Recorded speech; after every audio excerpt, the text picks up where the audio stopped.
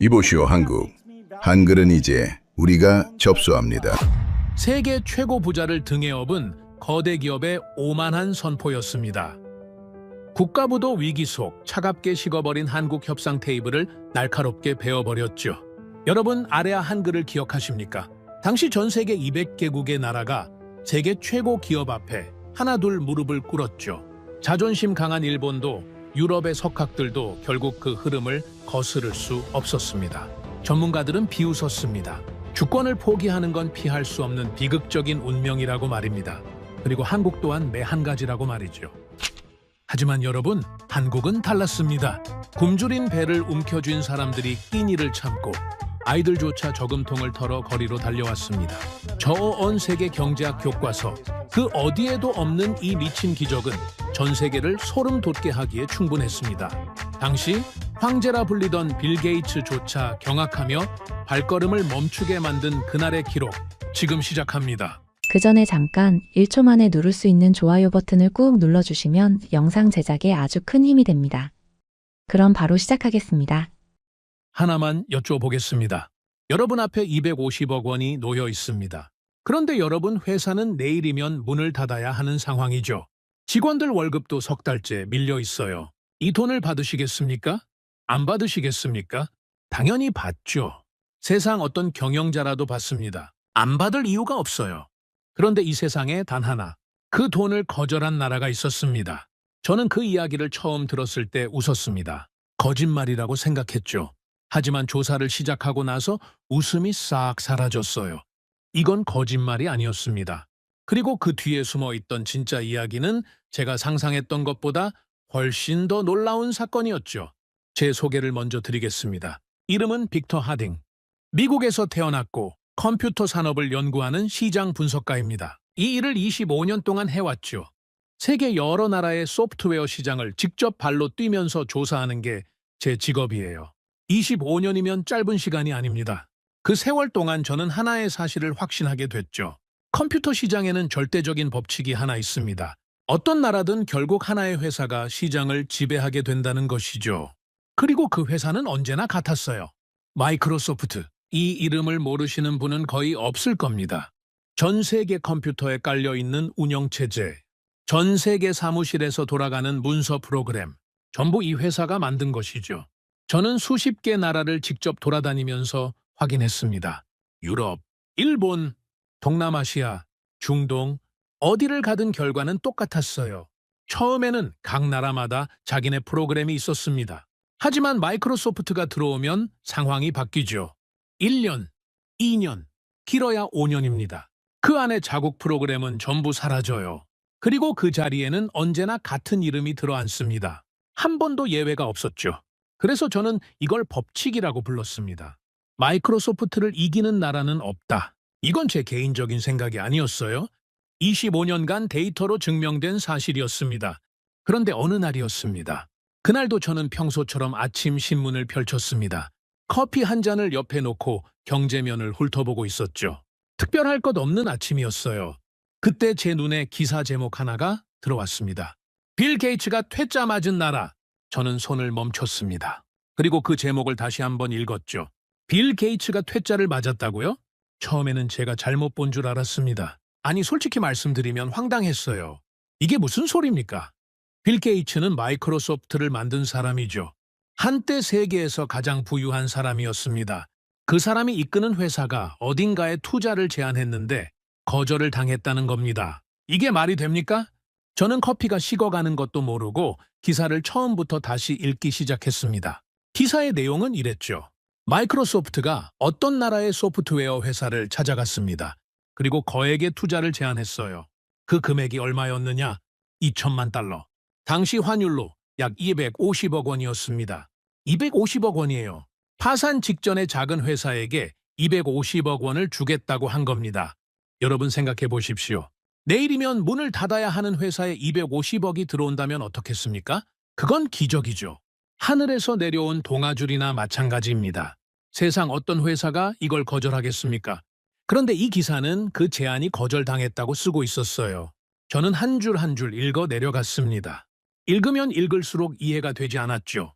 마이크로소프트의 제안을 거절한다는 건 단순히 돈을 거절하는 게 아닙니다. 세계 최강의 기업과 적이 되겠다는 뜻이에요. 그건 자살 행위나 다름없는 선택이죠. 도대체 어떤 나라의 어떤 회사가 이런 결정을 내린 겁니까? 저는 기사의 마지막 부분으로 시선을 옮겼습니다. 거기에 그 나라의 이름이 적혀 있었죠. 대한민국, 한국이었습니다. 저는 신문을 들고 있던 손에서 힘이 빠지는 걸 느꼈어요. 그리고 한동안 그 자리에서 움직이지 못했습니다. 한국이라는 나라를 몰랐던 건 아니죠. 경제가 빠르게 성장하고 있다는 건 알고 있었습니다. 하지만 소프트웨어 시장에서 마이크로소프트를 거절한 나라가 한국이라는 사실은 전혀 예상하지 못했어요. 왜냐하면 제가 25년 동안 직접 확인한 세계 시장에서 마이크로소프트를 거절한 나라는 단 한 곳도 없었기 때문이죠. 유럽의 강대국들도 결국 무릎을 꿇었습니다. 독일도, 프랑스도, 영국도 전부 마이크로소프트 프로그램으로 바꿨죠. 일본도 마찬가지였어요. 아시아에서 가장 강한 기술력을 가진 나라조차 버티지 못했습니다. 그런데 한국이 거절했다고요? 저는 신문을 내려놓고 한참을 생각했습니다. 그리고 기사를 더 자세히 살펴봤죠. 단순히 거절한 게 아니었어요. 그 뒤에는 훨씬 더 복잡하고 거대한 이야기가 숨어 있었습니다. 투자 지인, 조건, 포기 선언, 그리고 아무도 예상하지 못한 반전. 읽으면 읽을수록 소름이 돋았어요. 이건 단순한 기업 뉴스가 아니었습니다. 한 나라의 운명이 걸린 사건이었죠. 그 순간 제 머릿속에는 하나의 질문만 남았습니다. 도대체 한국에서는 무슨 일이 있었던 겁니까? 저는 그날부터 한국의 컴퓨터 시장을 파고들기 시작했습니다. 자료를 모으고 관계자들을 만나고 기록들을 뒤졌죠. 그리고 곧 깨닫게 됩니다. 한국에는 다른 나라에는 없는 특별한 프로그램이 하나 있었어요. 그 프로그램의 이름은 아레아 항을이었습니다. 그리고 이 작은 프로그램을 둘러싸고 벌어진 사건은 제가 25년간 연구해온 그 어떤 사례보다도 놀라운 이야기였죠. 지금부터 제가 그 이야기를 하나하나 들려드리겠습니다. 이 이야기를 제대로 이해하시려면 먼저 한 가지를 아셔야 합니다. 마이크로소프트라는 회사가 얼마나 거대한 존재였는지를 말이죠. 1990년대 이야기입니다. 그 시절 세계는 엄청난 변화를 겪고 있었어요. 컴퓨터가 전 세계로 퍼지기 시작한 겁니다. 처음에는 일부 기업들만 쓰던 물건이었죠. 크기도 컸고 가격도 비쌌습니다. 보통 사람들은 구경조차 하기 어려웠어요. 그런데 90년대에 들어서면서 상황이 완전히 바뀝니다. 컴퓨터가 작아졌습니다. 가격도 내려갔죠. 그러자 사무실마다 컴퓨터가 들어오기 시작했어요. 학교에도 들어갔습니다. 관공서에도 들어갔죠. 은행도 병원도 전부 컴퓨터를 들여놓기 시작한 겁니다. 사람들은 더 이상 종이에 펜으로 문서를 쓰지 않았습니다. 전부 컴퓨터 앞에 앉았죠. 키보드를 두드려서 문서를 만들고 저장하고 인쇄하는 시대가 온 거예요. 그런데 여기서 중요한 게 하나 있습니다. 컴퓨터는 그냥 기계일 뿐이죠. 전원을 켜면 화면이 뜨지만 그걸로는 아무것도 할 수 없어요. 문서를 쓰려면 프로그램이 필요합니다. 컴퓨터를 움직이게 하는 운영체제도 있어야 하죠. 자, 그러면 질문을 하나 드리겠습니다. 그 프로그램은 누가 만들었을까요? 전 세계 컴퓨터에 깔린 운영체제, 전 세계 사무실에서 돌아가는 문서 프로그램, 이걸 만든 회사가 어딘지 아십니까? 전부 한 곳이었습니다. 마이크로소프트. 이 회사를 세운 사람이 바로 빌 게이츠죠. 그는 아주 간단한 사실 하나를 누구보다 먼저 알아챈 사람이었습니다. 컴퓨터가 아무리 많이 팔려도 프로그램이 없으면 쓸모가 없다는 것을 말이에요. 그래서 빌 게이츠는 컴퓨터를 만드는 대신 프로그램을 만들었습니다. 운영체제 윈도우, 문서 프로그램 워드, 계산 프로그램 엑셀, 이것들을 하나로 묶어서 내놓은 거죠. 그리고 여기서 정말 무서운 전략이 시작됩니다. 마이크로소프트는 컴퓨터 제조 회사들과 계약을 맺었어요. 내용은 간단했습니다. 컴퓨터를 만들 때 처음부터 우리 프로그램을 설치해서 팔아라. 이게 조건이었죠. 여러분 생각해 보십시오. 컴퓨터를 사면 이미 프로그램이 깔려 있는 겁니다. 전원을 켜면 바로 윈도우가 뜨죠. 문서를 쓰려고 하면 워드가 이미 설치되어 있어요. 따로 뭘 설치할 필요가 없습니다. 사람들은 자연스럽게 그 프로그램을 쓰기 시작했죠. 처음에는 선택이었습니다. 하지만 시간이 지나면서 선택이 아니라 습관이 됐어요. 그리고 습관은 곧 표준이 됩니다. 직장에서 워드로 문서를 만들면 거래처에서도 워드로 열어야 하죠. 학교에서 워드로 과제를 내면 학생들도 워드를 써야 합니다. 관공서에서 워드로 서류를 만들면 국민들도 워드가 필요해지는 거예요. 이게 바로 마이크로소프트의 전략이었습니다. 한 명이 쓰면 10명이 따라 쓰죠. 10명이 쓰면 100명이 따라옵니다. 100명이 쓰면 그 나라 전체가 바뀌어요. 저는 이 과정을 수십 개 나라에서 직접 목격했습니다. 미국은 당연했죠. 마이크로소프트의 봉어지니까요. 유럽도 빠르게 넘어갔습니다. 독일, 프랑스, 영국, 이 나라들도 처음에는 자기네 프로그램이 있었어요. 하지만 5년을 버티지 못했죠. 전부 마이크로소프트로 바뀌었습니다. 아시아도 마찬가지였어요. 90년대 중반이 되자 전 세계 대부분의 나라가 같은 프로그램을 쓰고 있었습니다. 운영체제는 윈도우, 문서는 워드, 이게 세계 표준이 된 거죠. 사람들은 이렇게 말하기 시작했습니다. 컴퓨터 문서는 결국 워드다. 저도 그렇게 생각했어요. 아니, 생각이 아니라 확신이었습니다.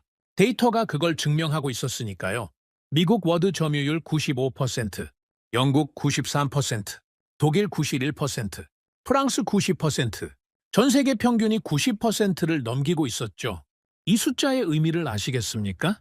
컴퓨터로 문서를 쓰는 사람 10명 중에 9명이 같은 프로그램을 쓰고 있었다는 겁니다. 이건 시장 지배가 아니에요? 완전한 독점이죠. 그래서 저는 25년 동안 단 한 번도 이 사실을 의심한 적이 없었습니다. 마이크로소프트를 이길 수 있는 나라는 없다. 이건 희망사항이 아니라 현실이었어요. 숫자로 증명된 팩트였습니다. 제가 직접 확인한 사실이었죠. 그래서 저는 그 신문 기사가 더더욱 이해되지 않았습니다. 이 거대한 회사가 250억 원을 들고 찾아갔는데 거절을 당했다고요? 전 세계 90%를 장악한 회사의 제안을 고작 하나의 나라가 거절했다는 겁니까? 도대체 어떤 나라길래 이런 결정을 내릴 수 있었던 겁니까? 저는 그 기사를 읽은 뒤로 계속 한국이라는 이름이 머릿속에서 떠나지 않았습니다. 그래서 본격적으로 조사를 시작했죠. 그리고 제가 가장 먼저 알게 된 사실이 있었어요. 한국이 마이크로소프트를 거절할 수 있었던 이유. 그 중심에는 세계 어디에서도 찾아볼 수 없는 아주 특별한 프로그램이 하나 있었다는 사실이었습니다. 하지만 그 이야기를 하기 전에 여러분이 먼저 아셔야 할 것이 있습니다. 이 거대한 회사 앞에서 세계의 프로그램들이 어떻게 무너져 갔는지를 말이죠. 그걸 아셔야 한국이 얼마나 대단한 일을 해냈는지 이해하실 수 있습니다. 저는 한국 이야기를 본격적으로 하기 전에 여러분께 꼭 보여드리고 싶은 장면이 있습니다. 마이크로소프트라는 거대한 파도 앞에서 세계의 프로그램들이 어떻게 쓰러져 갔는지를 말이죠. 이걸 보셔야 나중에 한국이 얼마나 미친 짓을 했는지 이해가 되실 겁니다. 자, 시간을 좀 되돌려 보겠습니다. 컴퓨터가 처음 세상에 나왔을 때 이야기예요. 80년대 후반에서 90년대 초반. 그때만 해도 세계 각 나라에는 자기네 프로그램이 있었습니다.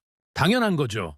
미국 사람은 영어로 문서를 쓰고 독일 사람은 독일어로 쓰고 일본 사람은 일본어로 씁니다. 나라마다 언어가 다르니까 문서 프로그램도 각자 만들어야 했어요. 독일에는 독일식 프로그램이 있었습니다. 프랑스에도 있었죠. 영국에도, 캐나다에도, 호주에도 전부 자기네 프로그램이 돌아가고 있었어요. 그 중에서도 가장 강한 나라가 있었습니다. 일본이었죠. 일본은 아시아에서 가장 먼저 컴퓨터 산업을 키운 나라입니다. 기술력도 뛰어났어요. 그리고 일본에는 아주 강력한 프로그램이 하나 있었습니다. 이름은 이치타로. 이 프로그램은 일본어 문서 작성에 특화된 프로그램이었죠. 일본어라는 게 여러분도 아시겠지만 굉장히 복잡한 언어입니다. 한제, 히라가네, 가타카나까지 3가지 문자를 섞어서 쓰거든요. 이걸 컴퓨터로 자연스럽게 쓸 수 있게 만든 프로그램이 바로 이치타로였어요. 일본 사람들은 이 프로그램을 자랑스러워했습니다. 기업에서 썼죠. 학교에서도 썼습니다. 관공서도 전부 이치타로를 사용했어요. 한때 일본 내 점유율이 90%에 달했습니다. 일본에서 문서를 쓴다고 하면 그건 곧 이치타로를 쓴다는 뜻이었죠. 그런데 마이크로소프트가 일본 시장에 들어옵니다. 처음에 일본 사람들은 걱정하지 않았어요. 우리한테는 이치타로가 있으니까, 일본어는 우리가 제일 잘 아니까. 미국 프로그램이 들어와 봤자 일본어를 제대로 처리할 수 있겠느냐, 이렇게 생각했죠. 하지만 마이크로소프트의 전략은 그런 자신감 따위는 신경 쓰지 않았습니다. 아까 말씀드렸죠? 컴퓨터를 사면 처음부터 마이크로소프트 프로그램이 깔려있는 구조. 이 전략을 일본에서도 똑같이 썼어요. 일본 사람들이 새 컴퓨터를 삽니다. 전원을 켜면 윈도우가 뜨죠. 그리고 문서를 쓰려고 하면 워드가 이미 설치되어 있어요. 이치타로를 쓰려면 따로 돈을 내고 구매해서 설치해야 합니다. 여러분이라면 어떻게 하시겠습니까? 이미 깔려있는 프로그램을 쓰시겠습니까? 아니면 돈을 더 내고 따로 프로그램을 사시겠습니까? 대부분의 사람들은 당연히 이미 깔려있는 걸 쓰죠. 사람 심리가 그런 겁니다. 처음에는 조금씩이었어요. 신규 사용자들이 하나둘 워드를 쓰기 시작했습니다. 이치타로 점유율이 90%에서 85%로 내려갔죠. 별것 아닌 것처럼 보였어요. 하지만 이 5%가 시작이었습니다. 85%가 80이 되고 80이 70이 되고 70이 60이 됐죠. 속도가 점점 빨라졌어요. 처음에는 몇 년에 걸쳐 빠지던 점유율이 나중에는 몇 달 만에 곤두박질 쳤습니다. 왜냐하면 아까 말씀드린 그 구조 때문이에요. 한 사람이 워드를 쓰면 옆 사람도 워드를 써야 합니다. 거래처에서 워드 파일을 보내오면 나도 워드가 있어야 열 수 있죠. 이게 10명이 되고 100명이 되고 1000명이 되면 돌이킬 수 없는 겁니다. 이치타로를 만든 회사도 가만히 있지는 않았어요. 가격을 낮추고 기능을 개선하고 별의별 노력을 다 했습니다. 하지만 이미 흐름이 바뀐 뒤였죠. 결국 이치타로의 점유율은 바닥까지 떨어졌습니다. 일본 시장도 마이크로소프트의 손에 넘어간 거예요. 저는 이 과정을 데이터로 직접 지켜봤습니다. 숫자가 떨어지는 걸 보면서 느꼈죠. 아, 이건 막을 수 없는 거구나. 그리고 이건 일본만의 이야기가 아니었습니다. 유럽도 똑같았어요. 독일에는 스타라이터라는 프로그램이 있었습니다. 한때 독일 시장을 지배했던 프로그램이죠.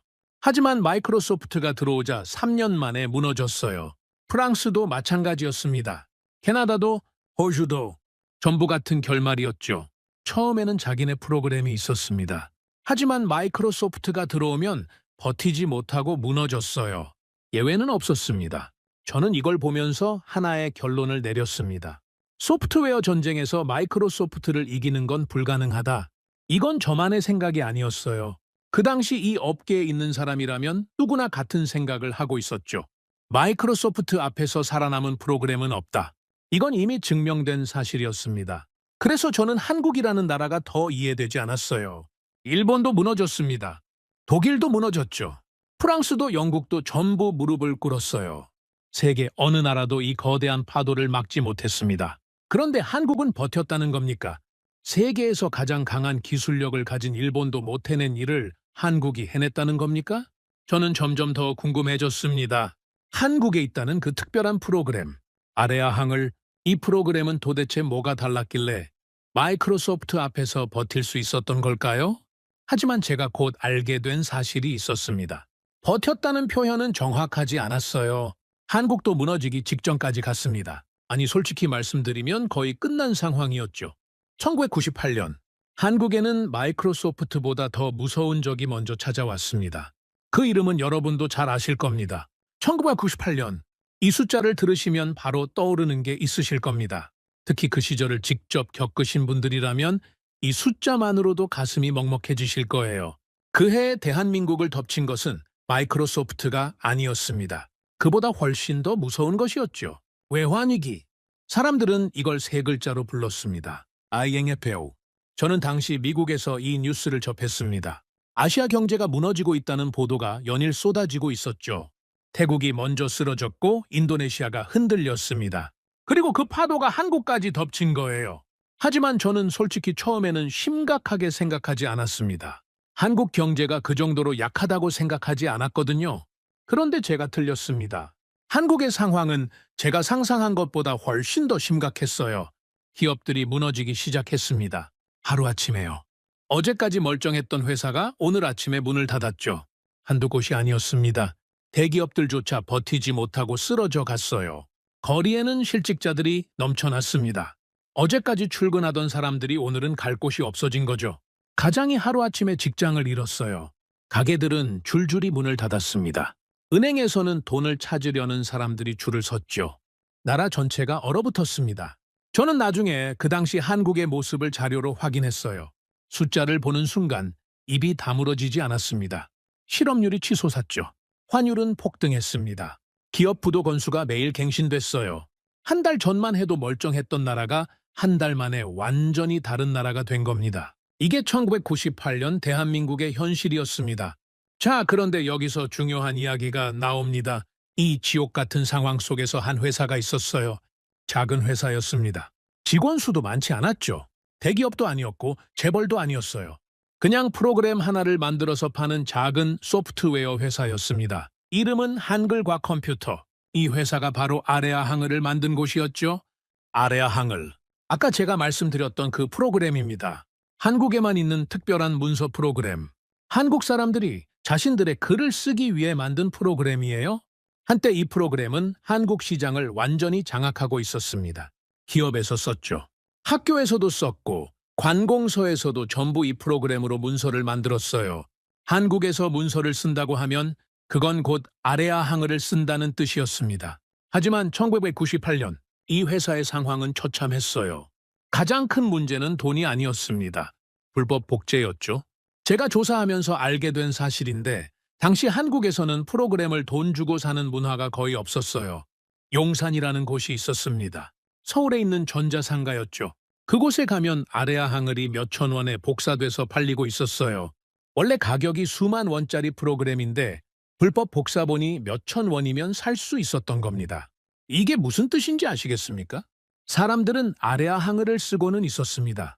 하지만 돈을 내고 쓰는 사람은 거의 없었던 거예요. 프로그램은 온 나라에 퍼져 있는데 정작 만든 회사한테는 돈이 들어오지 않는 구조였죠. 이건 미국에서는 상상하기 어려운 일이었습니다. 프로그램을 쓰면 당연히 돈을 내야 하는 거 아닙니까? 그런데 한국에서는 그게 당연하지 않았던 거예요. 결과는 뻔했습니다. 한글과 컴퓨터의 금고는 완전히 바닥이 났죠. 직원들 월급을 줄 수가 없었습니다. 한 달 밀리고 두 달 밀리고 석 달째 밀리기 시작했어요. 연구개발은 꿈도 꿀 수 없었죠. 새 버전을 만들 돈이 없었습니다. 사무실 임대료도 버거운 상황이었어요. 그런데 거기에 외환위기까지 터진 겁니다. 원래도 힘든 상황이었는데 나라 전체가 무너지기 시작하니까 회사는 완전히 벼랑 끝에 몰렸죠. 파산 직전이었습니다. 아니 솔직히 말씀드리면 파산이나 다름없는 상태였어요.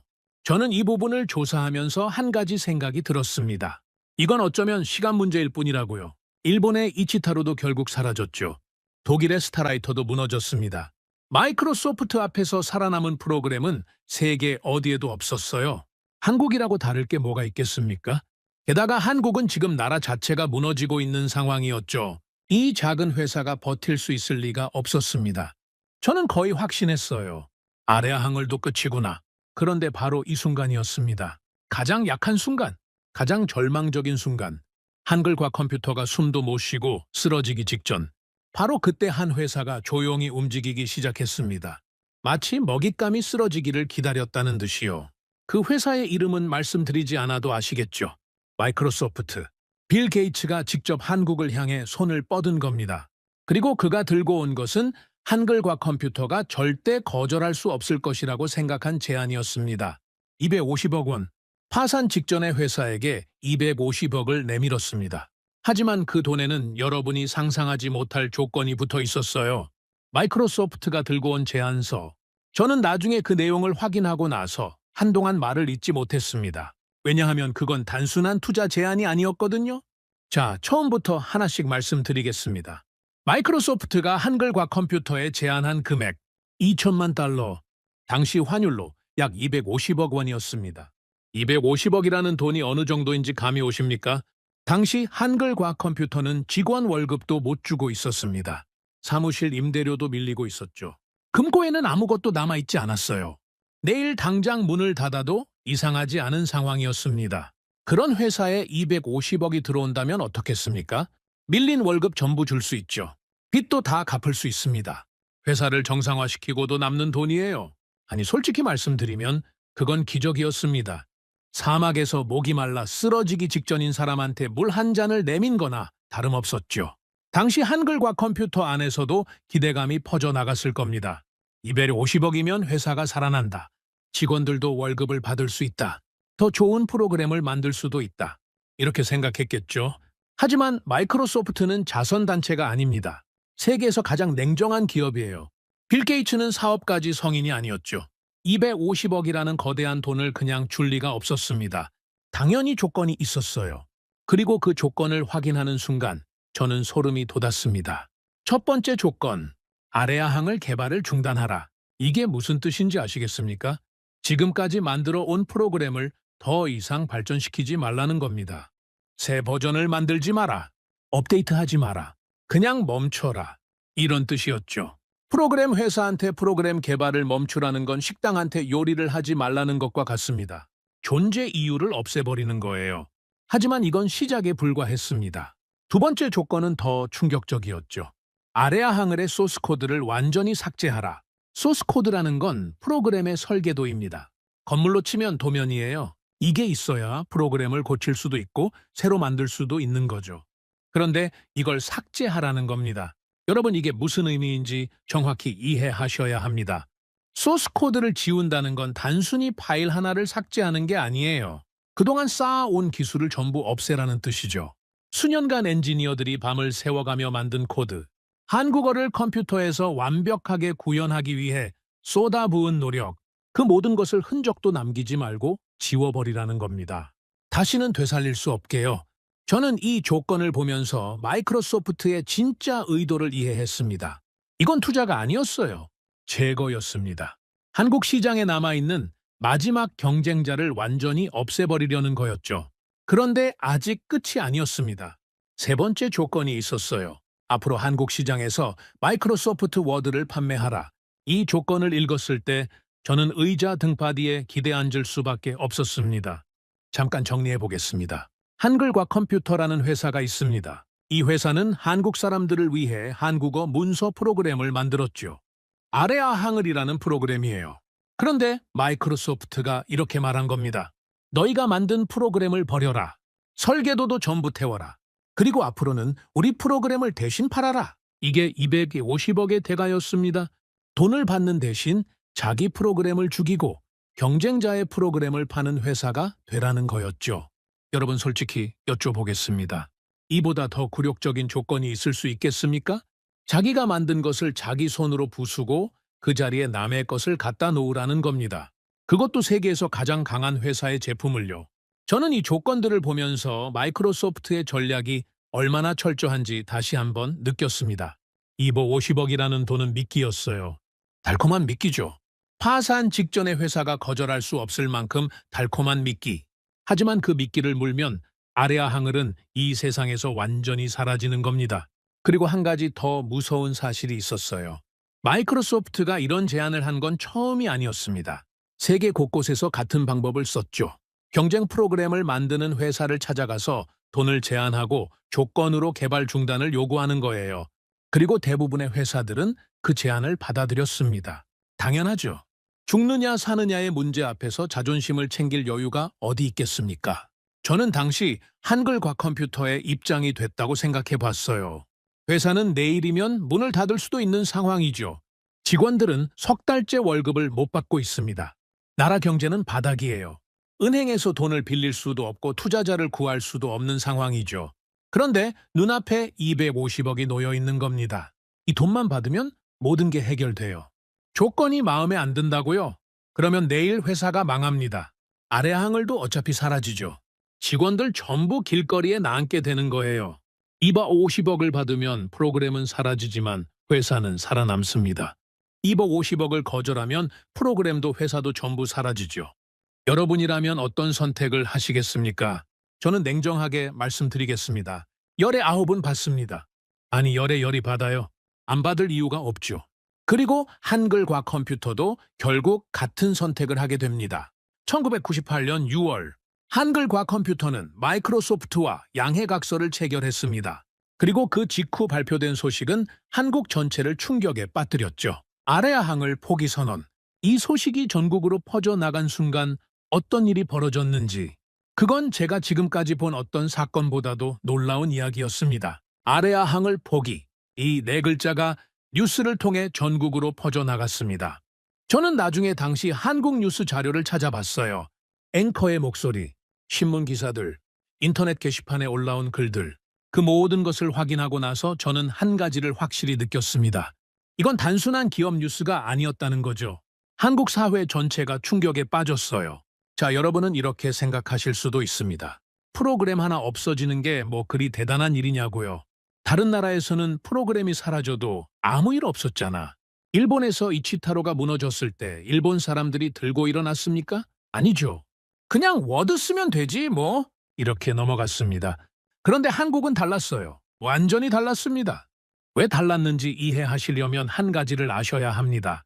아레아 항을이 한국 사람들에게 어떤 의미였는지를 말이죠. 아레아 항을은 1989년에 처음 세상에 나왔습니다. 만든 사람은 이찬진이라는 대학생이었어요. 대학생이 만든 프로그램이라는 게 믿기십니까? 하지만 사실이었죠. 그때까지 한국 사람들은 컴퓨터로 한국어를 제대로 쓸 수가 없었습니다. 미국에서 만든 프로그램들은 영어를 기준으로 설계됐거든요. 한국어는 영어와 구조가 완전히 다릅니다. 자음과 모음을 조합해서 글자를 만드는 방식이잖아요. 이걸 컴퓨터에서 자연스럽게 구현하는 게 쉬운 일이 아니었죠. 그런데 이찬진이라는 청년이 해낸 겁니다. 한국어를 컴퓨터에서 완벽하게 쓸 수 있는 프로그램. 자음과 모음이 자연스럽게 조합되고 한국어 문법에 맞게 문서를 만들 수 있는 프로그램. 그게 바로 아레아 항을이었어요. 이 프로그램이 나오자마자 한국은 열광했습니다. 드디어 우리 글을 우리 프로그램으로 쓸 수 있게 된 거죠. 학교에서 썼습니다. 회사에서 썼어요. 관공서에서도 전부 이 프로그램을 사용했죠. 논문을 쓸 때도, 보고서를 쓸 때도, 편지를 쓸 때도 전부 아레아 항을이었습니다. 어느 순간부터 한국에서 문서를 쓴다는 건 곧 아레아 항을을 쓴다는 뜻이 됐어요. 그러니까 여러분 이해가 되시겠습니까? 이건 그냥 프로그램이 아니었습니다. 한국 사람들이 자기 나라 말을 자기 나라 프로그램으로 쓸 수 있게 해준 도구였어요. 한국어의 자존심이었죠. 디지털 세상에서 한글이 살아 숨 쉴 수 있게 해준 유일한 프로그램이었습니다. 그런데 그게 사라진다는 겁니다. 마이크로소프트한테 넘어간다는 거예요. 앞으로 한국 사람들은 자기 나라 글을 미국 회사가 만든 프로그램으로 써야 한다는 뜻이었죠. 이 소식을 들은 한국 사람들의 반응이 어땠을 것 같습니까? 분노했습니다. 가만히 있을 수 없었던 거예요? 인터넷 게시판이 뜨거워지기 시작했습니다. 사람들이 글을 쏟아내기 시작했죠. 우리 글을 왜 남의 프로그램으로 써야 합니까? 한글을 한글 프로그램으로 쓰는 게 당연한 거 아닙니까? 마이크로소프트가 돈으로 우리 프로그램을 없앤다는 게 말이 됩니까? 이런 목소리가 전국에서 터져 나왔어요. 저는 이 부분을 조사하면서 정말 놀랐습니다. 왜냐하면 다른 나라에서는 이런 반응을 본 적이 없었거든요. 일본에서 이치타로가 무너질 때 일본 국민들이 이렇게 분노했습니까? 아니었습니다. 독일에서 스타라이터가 사라질 때 독일 사람들이 들고 일어났습니까? 아니었죠. 어느 나라에서도 프로그램 하나 때문에 국민 전체가 움직인 적은 없었어요. 그런데 한국은 달랐습니다. 한국 사람들에게 아레아 항을은 단순한 소프트웨어가 아니었던 거예요. 그건 자기 나라의 글을 지키는 도구였죠. 한글이라는 문자가 디지털 세상에서 살아남을 수 있게 해주는 마지막 보루였습니다. 그걸 빼앗긴다는 건 프로그램을 읽는 게 아니라 글을 읽는 것과 같았어요. 저는 이 지점에서 한 가지를 깨달았습니다. 마이크로소프트는 전 세계에서 같은 전략을 써왔죠. 돈을 주고 경쟁자를 제거하는 방식이요. 그리고 그 전략은 어디서든 통했습니다. 왜냐하면 다른 나라 사람들에게 프로그램은 그냥 도구였거든요. 워드를 쓰든 다른 걸 쓰든 문서만 만들 수 있으면 되는 거였죠. 하지만 한국은 사정이 달랐습니다. 아레아 항을은 도구 그 이상이었어요. 그건 정체성이었죠. 마이크로소프트가 계산하지 못한 게 바로 이거였습니다. 돈으로 프로그램은 살 수 있어요. 하지만 국민의 마음까지 살 수는 없는 거죠. 그리고 그때부터 아무도 예상하지 못한 일이 벌어지기 시작합니다. 한국 사람들이 움직이기 시작한 겁니다. 그것도 개인이 아니었어요. 기업이 나선 것도 아니었습니다. 정부가 움직인 것도 아니었죠. 국민이었습니다. 평범한 사람들이 자발적으로 일어나기 시작한 거예요. 저는 이 부분을 처음 알게 됐을 때 솔직히 반신반의했습니다. 국민이 움직여서 뭘 할 수 있겠습니까? 상대는 세계 최강의 기업 마이크로소프트인데요. 250억 원을 쥐고 있는 거대한 회사인데요. 보통 사람들이 뭘 할 수 있겠습니까? 그런데 한국 사람들은 해냈습니다. 그것도 제가 상상한 것과는 완전히 다른 방법으로요. 한 사람이 나섰습니다. 벤처기업협회 회장 이민화. 저는 나중에 이 사람에 대해 조사했어요. 벤처기업들을 이끌던 인물이었죠. 한국의 기술 산업을 키우기 위해 뛰어다니던 사람이었습니다. 이민화는 아레아 항을 포기 소식을 듣고 가만히 있을 수가 없었어요. 그가 한 가지 제안을 내놓습니다. 우리 돈 1만 원으로 아래 아항을 살립시다. 1만 원이요. 여러분, 이 금액이 어떻게 들리십니까? 마이크로소프트가 내민 돈은 250억이었습니다. 그런데 1만 원으로 그걸 막겠다고요? 솔직히 말씀드리겠습니다. 저는 이 이야기를 처음 들었을 때 불가능하다고 생각했어요. 미국에서는 상상할 수도 없는 발상이었죠. 기업이 망하면 그건 시장의 논리입니다. 국민이 돈을 모아서 기업을 살린다는 건 경제학 교과서 어디에도 없는 이야기예요. 하지만 이민화의 제안은 한국 사회에 불을 지폈습니다. 1만 원 국민주 운동. 이 이름이 순식간에 전국으로 퍼져나갔죠. 방법은 간단했습니다. 한글과 컴퓨터의 주식을 국민들에게 1만 원씩 팔자는 거였어요. 1만 원이면 누구나 살 수 있는 금액이죠. 학생도 직장인도 주부도 전부 참여할 수 있는 금액이었습니다. 그런데 여러분 기억하셔야 합니다. 그때가 1998년이에요. 외환위기 한복판이었죠. 나라 경제가 바닥이었습니다. 기업들이 매일 무너지고 있었어요. 사람들 주머니 사정이 어땠겠습니까? 다음 달 월세도 걱정해야 하는 상황이었죠. 내일 직장에서 잘릴 수도 있는 상황이었습니다. 그런 사람들한테 1만 원을 내라고요? 1만 원이 적은 돈이라고 생각하시면 안 됩니다. 그 시절 1만 원이면 가족 외식 한 번 할 수 있는 돈이었어요. 아이들 학용품을 살 수 있는 돈이었죠. 직장인 점심값 며칠치였습니다. 그런데 사람들이 움직이기 시작했어요. 저는 당시 자료를 보면서 눈을 의심했습니다. 학생들이 먼저 나섰죠. 그때 한국에는 PC방이라는 곳이 있었습니다. 컴퓨터가 있는 가게예요? 학생들이 방과 후에 가서 게임을 하는 곳이었죠. 1시간에 1,000원, 2,000원 내고 컴퓨터를 쓰는 겁니다. 학생들이 PC방에 가는 걸 참기 시작했어요. 오늘은 안 간다. 그 돈을 아끼겠다. 1,000원, 2,000원씩 모은 겁니다. 그렇게 모은 돈을 들고 은행에 갔죠. 이게 어른들한테 시켜서 한 게 아닙니다. 학생들이 스스로 결정한 거예요. 15살, 16살, 17살짜리 아이들이 게임을 참으면서 프로그램을 살리겠다고 나선 겁니다. 저는 이 부분에서 가슴이 뜨거워지는 걸 느꼈습니다. 25년 동안 이 산업을 연구하면서 이런 장면은 한 번도 본 적이 없었거든요. 학생들만이 아니었어요. 직장인들이 움직였습니다. 퇴근길에 소주 한잔 하던 사람들이 술을 끊었어요. 아니, 끊은 게 아니라 참은 거죠. 오늘 하루만 참자. 이 돈을 아래아 항을에 보내자. 이렇게 생각한 겁니다. 소주 한 병에 1,500원이었습니다. 안주까지 하면 5,000원이었죠. 그 돈을 아꼈어요. 주부들도 나섰습니다. 장을 보다가 반찬 하나를 줄였어요. 그 돈을 모았죠. 아이들 간식을 하나 빼고 그 돈을 은행에 가져갔습니다. 여러분, 이게 무슨 상황인지 아시겠습니까? 나라가 무너지고 있는 와중에 자기 입에 들어갈 것을 줄여가면서 프로그램 하나를 살리겠다고 돈을 모은 겁니다. 이건 투자가 아니었어요. 주식을 사서 돈을 벌겠다는 게 아니었죠. 그 1만 원이 다시 돌아올 거라고 기대한 사람은 아무도 없었습니다. 그냥 지키고 싶었던 거예요. 우리 글을 우리 프로그램으로 쓰고 싶다. 그 마음 하나였죠. 저는 미국 사람입니다. 솔직히 이 감정을 완전히 이해하기는 어려웠어요. 미국에서는 프로그램이 바뀌면 그냥 바뀐 걸 씁니다. 거기에 감정을 붙이지 않죠. 하지만 한국 사람들은 달랐어요. 이 사람들에게 아래아 항을은 프로그램이 아니라 한글 그 자체였던 겁니다. 그래서 돈이 모이기 시작했습니다. 처음에는 천천히 들어왔어요. 며칠 동안은 큰 변화가 없었죠. 솔직히 저는 이때까지도 반신반의했습니다. 1만 원으로 250억을 만들겠다고요? 계산해보면 25만 명이 참여해야 하는 거잖아요. 경제위기 한복판에서 25만 명이 돈을 내겠습니까? 그런데 일주일이 지나자 상황이 바뀌기 시작했습니다. 돈이 몰리기 시작한 거예요. 은행 창구마다 사람들이 줄을 섰죠. 한 사람 한 사람이 1만 원씩 들고 왔습니다. 어떤 사람은 5만 원을 냈어요. 어떤 사람은 10만 원을 냈죠. 형편이 안 되는 사람은 5천 원을 냈습니다. 금액은 달랐지만 마음은 같았어요. 그리고 이 움직임은 점점 더 커져갔습니다. 서울뿐만이 아니었어요. 부산에서도 돈이 들어왔죠. 대구에서도 광주에서도 대전에서도 전국 곳곳에서 돈이 모이기 시작했습니다. 저는 이 숫자가 올라가는 걸 보면서 믿을 수가 없었어요. 10억이 모였습니다. 그리고 20억, 30억, 숫자가 매일 뛰었죠. 50억을 넘겼습니다. 그래도 멈추지 않았어요. 70억, 80억, 계속 올라갔죠. 그리고 한 달이 지났을 때 모인 금액이 발표됐습니다. 100억 원. 한 달 만에 100억이 모인 겁니다. 외환위기로 나라가 무너지고 있는 그 시간에 국민들이 자발적으로 100억을 모았어요. 소주 한 잔을 참고 PC방을 안 가고 반찬을 줄여가면서 모은 돈이었습니다.